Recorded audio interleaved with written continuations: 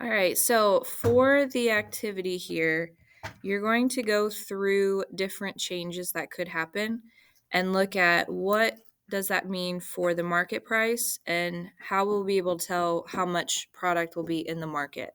So I'm going to walk through two of them with you, and then the rest will be yours to do on your own. So you're going to start by having your regular demand and supply curve.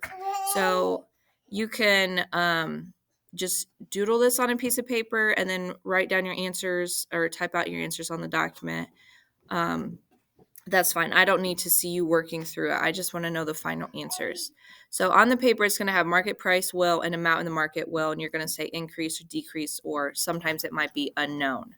So, like I said, you're going to start with your supply curve and your demand curve, and then you're going to look at what's changing. So, for this one, we're going to see what happens when demand increases but supply remains the same. So, on the graph, you need to show the change that's going to happen here. So, we have demand that will, oh, sorry. First, we need to identify your equilibrium. So, original price, original quantity, and then show the shift. So, demand increases, it will shift the demand curve to the right. And then identify your new equilibrium. So, where your new curve intersects, that's where your new equilibrium is. So, the new price would be there, and the new quantity would be here. Okay, so as we look at that change, to go from this equilibrium to this one, there has to be an increase in price. Okay, from this quantity to this quantity, as you go right, the quantity increases. So for both spots, there would be an increase. Okay, so what this means is that when demand increases, consumers have more money, or there are more consumers, or one of those other things changes, but people want more of the product, that will drive the price up. Okay, every time that's what you're going to see happening. Product will become more expensive as the demand increases. So, the reason for this, okay, I'm going to kind of go through step by step why this happens here. So, if demand increases, we as consumers don't go to businesses and tell them, hey guys, we're going to increase our demand, make sure you're ready for it. We don't do that. We just go out and we buy more of the product that we want. So, businesses don't necessarily know that demand has changed. Okay, it takes a little bit of time. So, what happens here is that this old demand is no longer there. We're only worried about the new demand. So, the price hasn't changed. And this is now how much is being demanded, and this is how much is being supplied. Okay, so there is a problem in the market because we're no longer at equilibrium. So if we look at this, we'll notice that there's more demand than supply, which is a shortage. So that's the signal to businesses to know that something has changed, that there are more consumers wanting to buy this product than there was before. And then that takes us back to what we talked about in the last videos, right? Every time there's a shortage, there's going to be a price increase. The reason for that is because businesses are trying to reach that equilibrium. So they'll raise their prices until they get to that point where the quantity demanded is equal to the quantity supplied. Okay. Now, for the activity, you don't have to go through all of these steps. This was just me trying to explain to you why all these things happen. Okay. All you need to do is show the shift, identify your equilibrium prices, and then record what would happen to the market price and quantity. Okay. So we're going to go to the very last one on the worksheet that is there.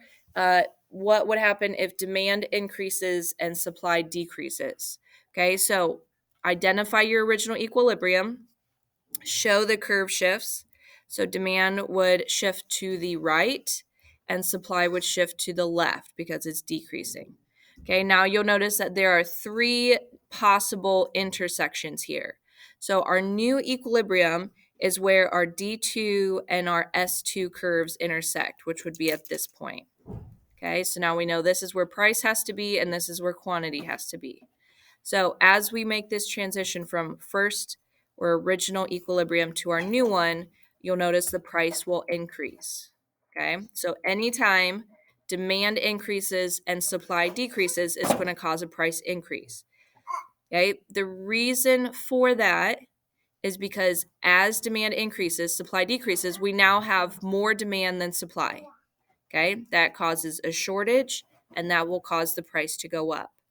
In the amount, you can write unknown, okay, because we don't necessarily know what's going to happen without more details. Okay, so the reason for this, right, if demand shifts and increases a little bit and supply decreases at a greater rate, you'll notice that the price increases, but the quantity decreases. Okay, because even with the more consumers, there's less product in the market than before. But if that changed, now demand increases at a greater rate than supply decreases. Okay, this is our new equilibrium. And so you'll notice price increases, but the quantity increased as well. So since we don't know the degree in which these curves shift, we can't predict what will happen with our amount in the market. So that's why we say it's unknown.